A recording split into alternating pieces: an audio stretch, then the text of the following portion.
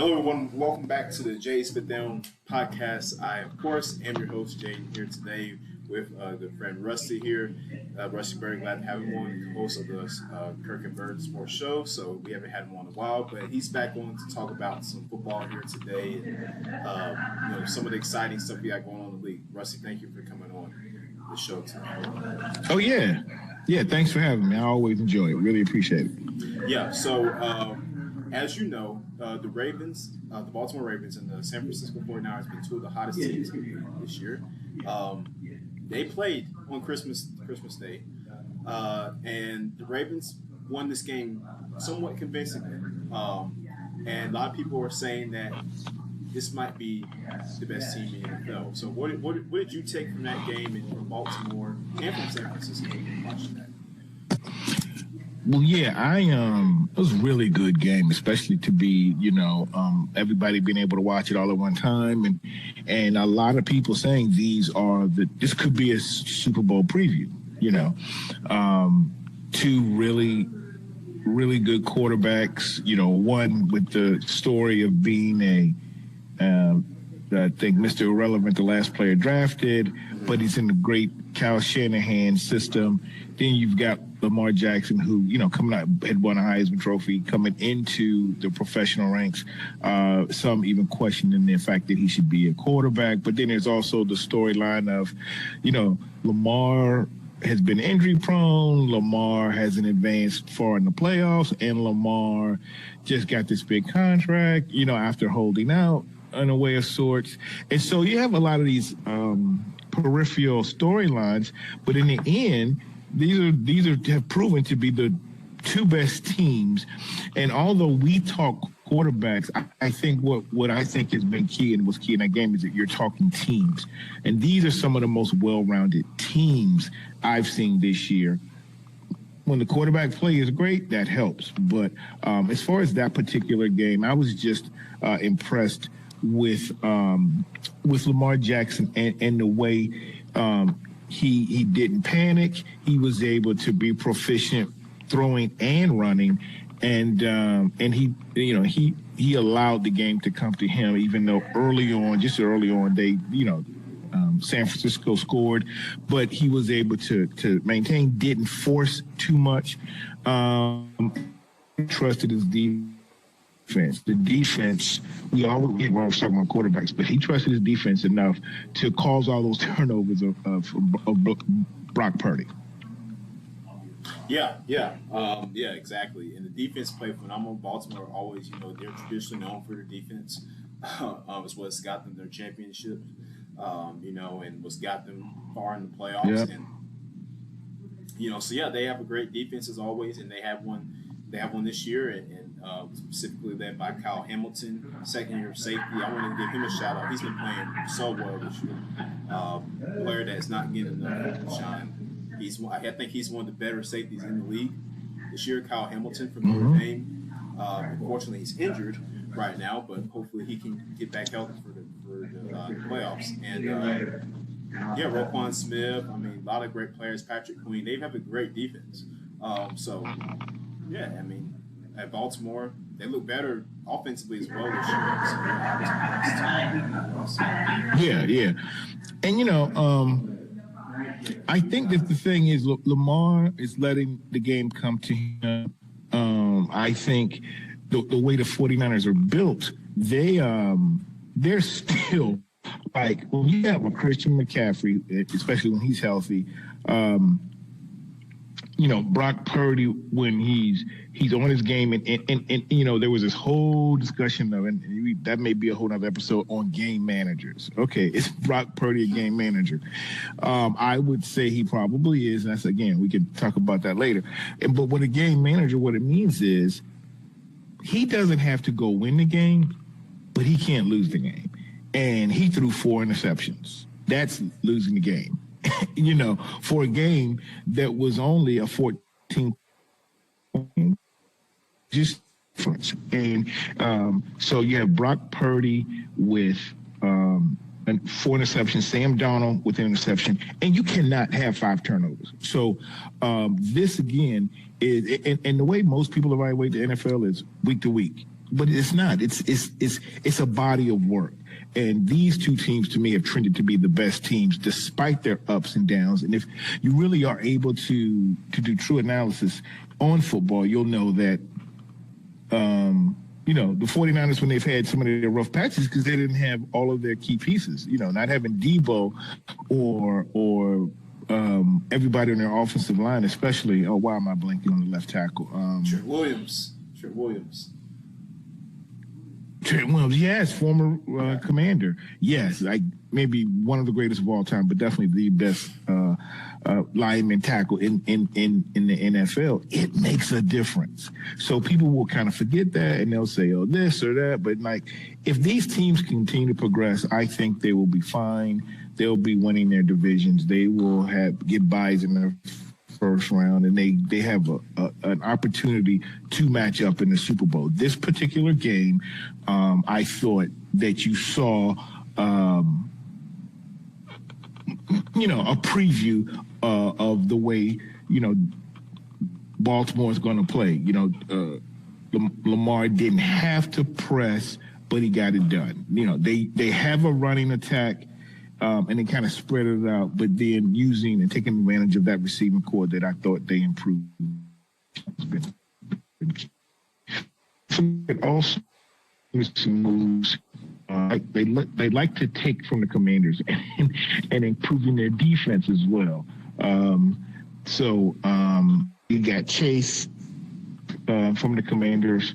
It is Chase. Why am I? And again, I'm getting from Ohio State. Chase Young. Chase Young. He is from the DC area. He went to DeMatha.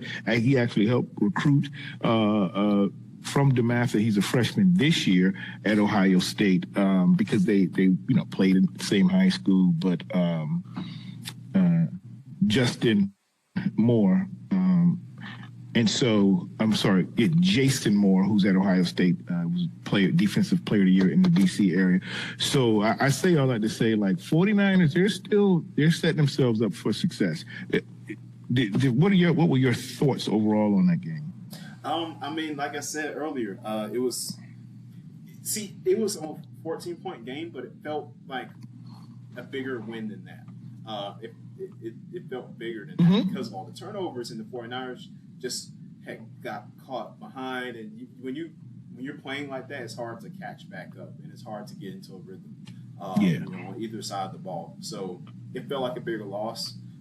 Definitely, they got some stuff to clean up before the end of the year. They play the Rams in the final 2 weeks of the season, which that's gonna be an important game for them to win because I'm telling you, the Rams could be a sneaky team going to the playoffs here, Rusty.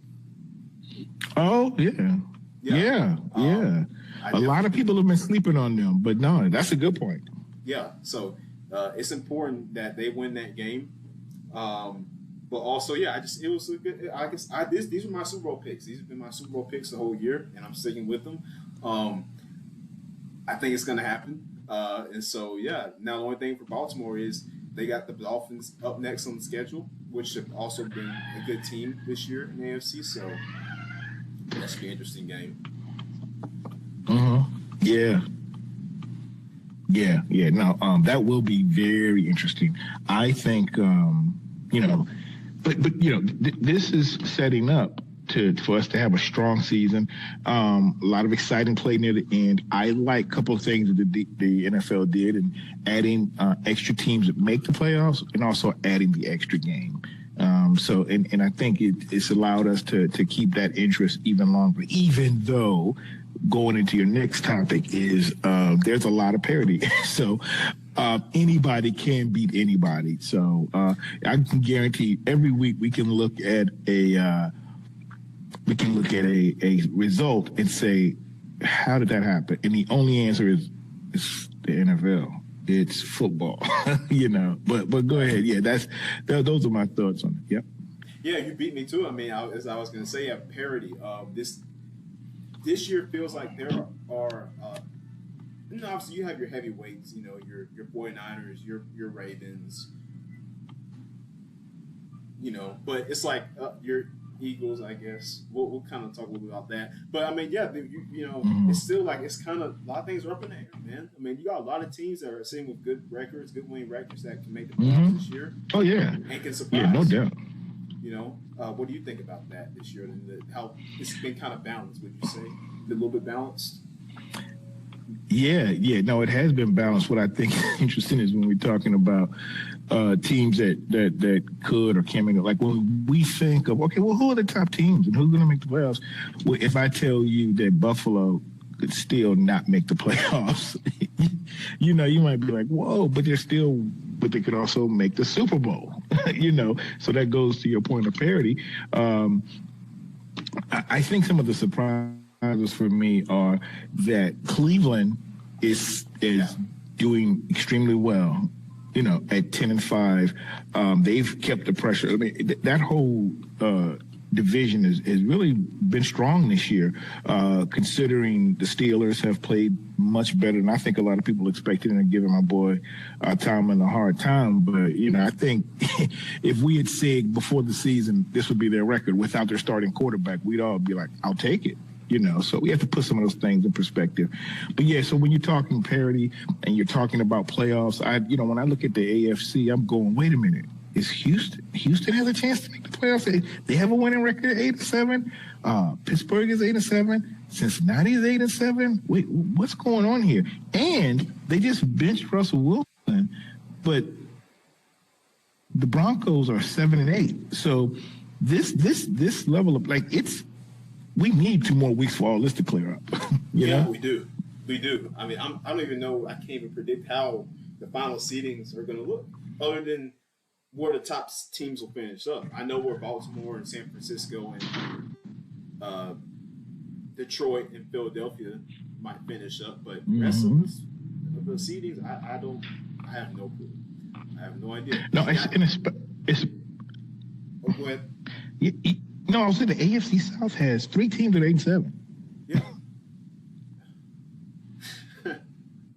and the worst record in the North is 8-7.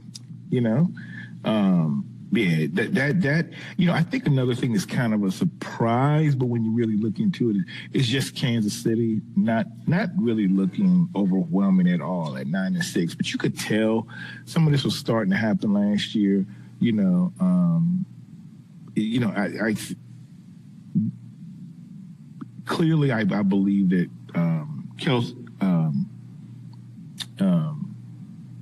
Travis Kelce is the greatest tight end, but sure, he has to be healthy, but then there's also the distraction with the Taylor Swift. Yeah.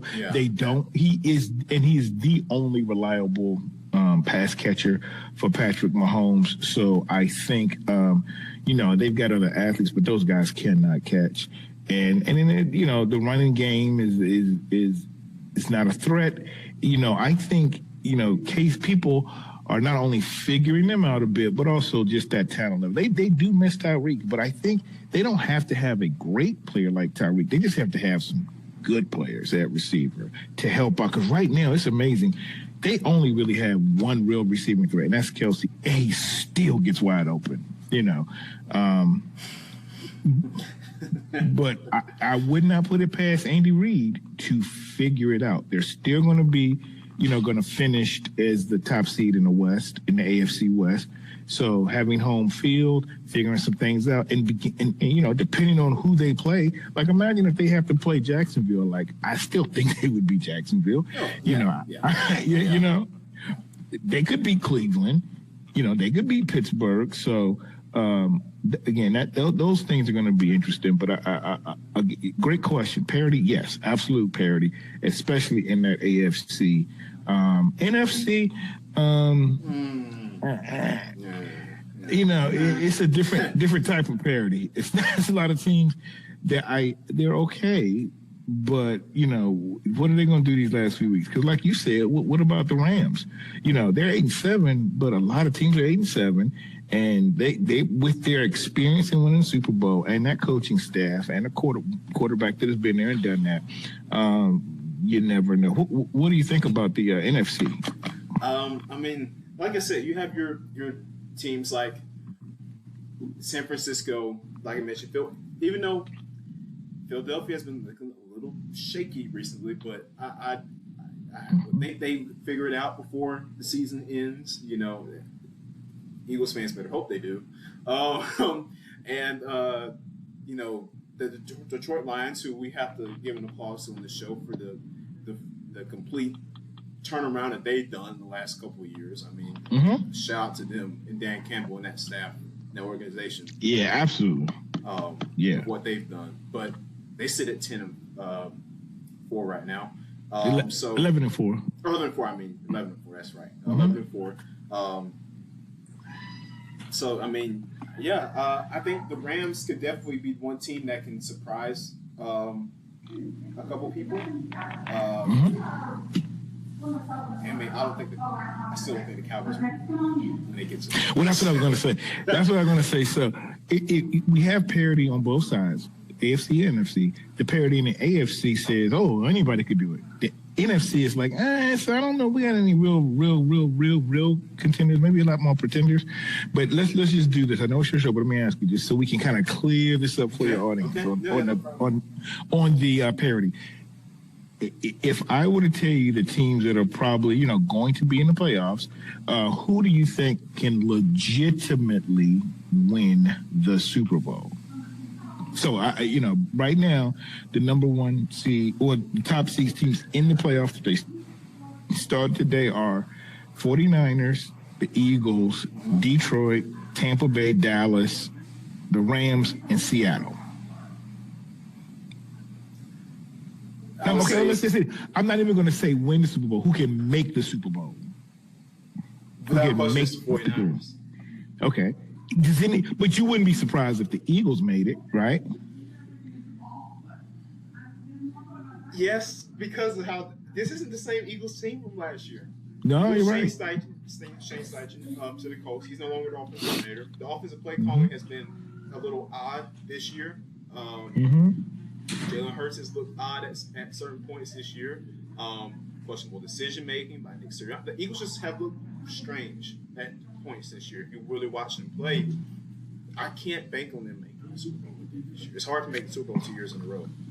Right, but let me say this. Okay, so it's 7 teams to make the playoffs from each conference. Tell me this: name 3 teams that if they made it, you would not be surprised at all from the NFC, and then name 3 teams from the NFC. If they made it, you'd be like, "Oh snap!" So 3 teams I wouldn't be surprised by: the San Francisco 49ers, the Detroit Lions, and the Los Angeles Rams. Okay. Teams I would be surprised by would be the Cowboys for sure, and the Bucks. I don't think any of those teams can make the Super Bowl. Okay. And I feel you. I think it's funny. I grew up in Virginia, and we all hate the Cowboys. No, I'm sorry. I wish we all hated the Cowboys. People either love the Cowboys or they hate the Cowboys, because a lot of people have been Redskin Commander fans, and a lot of people in the D.C. area are Cowboy fans. But I have always hated the Cowboys. But when I was watching that Miami game, before it started, I was like, I don't like Jerry Jones. I don't like the organization, but I kind of like Dak Prescott. So, but he can be frustrating. I know. But I just get tired of people like, he's great one day and then they say he's not the other. Let me just say this. So I found myself against Miami wanting to see them win, and that's very different for me. Okay. But if I had to say the teams I think could be in the playoffs from NFC, and I would not be surprised, I would say that list would be San Francisco, Philadelphia, because they have the experience, they have some leadership, okay, they may be able to turn it on, and it's all about matchups. Them being the number 2 seed, they would have a bye in the first round, okay? So these other teams have to play it out, and then they're at home until they get to maybe San Francisco, You never know. All right. So, but I would say San Francisco Eagles, and I would not be surprised. I'm going to say if Dallas, as much as I have seen Detroit improve, I have, and I haven't seen Dallas do it. It's still Detroit. Like it's something, and I love that coaching staff. I like the team. I'm a big Lions fan, and that's something because I'm a Bears fan, and they're in the same division. But I still, until Detroit does it, I think it's because they hadn't done it in 30-some plus years, in terms of winning a playoff game. And if you're in the same city with the Pistons and your basketball team is that bad, it may be carrying over, so. Oh, wow. Wow. Well, they lose like 27 in a row now. So anyway, my three, I would say, from the NFC would be the Eagles, 49ers, and I would say Dallas right now. All right? That's fair. Okay. I mean, like I said, I still listen, man. It's just we all know how Dak Prescott gets when they get to the playoffs. I know. I mean, he just can't make the plays. For some reason he can't do it. And this coaching staff, this ownership, they're adamant that he is their guy. Mm-hmm. So it just is what it is. But a lot of that also though has come from the fact that they say he can't play on the road. So that's where he can't lose every big game on the road, can he? Maybe. So. Yes. I know. But maybe he could prove us all wrong and get one done in this playoffs. All right. Can we do the same thing for the AFC? 3 you would be surprised, and 3 you wouldn't be. So my 3 that I wouldn't be surprised. The Baltimore Ravens, obviously. The Miami Dolphins. And the Chiefs. They're still the Chiefs. I mean, at the end of the day, they look bad at times this year. But Patrick Mahomes, Andy Reid, the Chiefs. Yeah. And teams I would like. I don't think any teams from like the AFC South could do it. So right now the teams that are, if the playoffs start today, would be Jacksonville, Cleveland, Buffalo, KC, Miami, and Baltimore. But outside looking, that could be in there are also the Colts, Houston, Steelers, Bengals. So those are other teams that could possibly get in there. Now I'll say this. If C.J. Stroud comes back, if the Texans could slip in there, they can make an interesting game in the first round. Yeah. An interesting game. They've been playing really – he has been playing phenomenally well this year. C.J. Stroud, excellent this year. And until he got the concussion. But he's been playing really good. I don't know, man. It's tough to say. AFC, like I said, AFC is much more – I can't tell. It's just so many – they're good teams. Really good. So for me – I think the teams I would not be surprised, the easy ones will be Baltimore and Kansas City. The third team, no, I'm not. I got to be honest. I've never thought Trevor Lawrence is as good as people have said, and that's good. Again, it could be a whole other show. I can go back to his Clemson days. Way overrated. A solid player, but way overrated. Cleveland, I think it would be surprising because it's Cleveland. You'd be like, what? But I think I'd still be surprised if they made it. And I'm going to say I think I'd be surprised if Buffalo made it because people were really down on Josh Allen when he first came in the league, all the turnovers. Then he kind of turned it around for 2 or 3 years, and he's about to get great. But now he's kind of back to some of that poor form. I've contended that Josh Allen, what we saw his first few years, is the real Josh Allen, and what has allowed him to have some success has been Diggs. And so I think there is no surprise that ever since Stephon Diggs got to Buffalo, that's when Allen improved. And I'm a big Diggs fan, whole family, because they're from our area. They played football, in the WCAC, same conference. My son played high school football. Some of the greatest football in the nation, and he went to the University of Maryland. So big fan of that. And I'm sitting back going, am I the only one that notices that Josh Allen only got good when he got Stephon Diggs? And I noticed that in this year, going into preseason workouts and Tayshaun had a problem. I mean, Stephon had a problem. Diggs had a problem, and what it was boiling down to is like, hey man, do y'all realize that this is the one who's really helping Allen to be that great? So I think all those things are going to erupt. I just don't see Allen pulling it off, winning enough to get to the Super Bowl. Long way of saying, would be surprised if Buffalo, Cleveland, and Jacksonville got in. Also, if Indianapolis and Houston. But, I tell you, if the Steelers snuck in there, that would be a surprise. But then once we got there, we'd be like, oh, Mike Tomlin did it again. But that would be a surprise. Yeah, I agree with you. I don't think the Bills just aren't. No. I don't think they're that kind of team. Josh Allen, like you said, is just not that guy. So maybe it's the Madden curse. He got put on the Madden cover. For Madden 24, so maybe that's part of it. And he lost his offensive coordinator, who went to the Giants 2 years ago. Yeah. Right. Yeah, sure did. So who knows? But all in all, it shapes up to be a very interesting playoff run here. Probably the best we've had in a couple of years, to be honest. Yeah.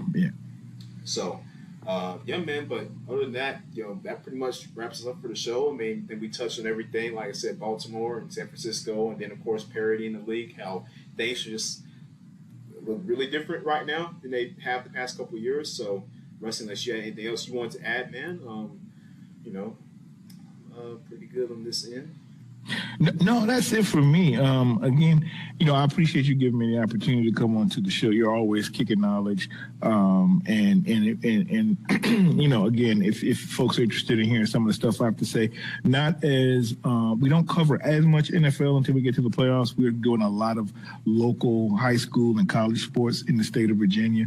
But if you get a chance, check our show out. But I still, if you want to come to some of the best breakdown of professional and also college football, this is the show that you need to keep watching. But thanks again for having me. Of course, man. And, we will talk to you again soon, man. Like I say, the college football playoff starts next week. I'll definitely try to have you back on for then and see what, we can talk about some of the, playoff games going on. But we'll get there when we get there. So thank you, Rusty, for coming on. And we will talk to you very soon. All right. All right. Thank you. I appreciate it. Of course, man. You have a good one. All right.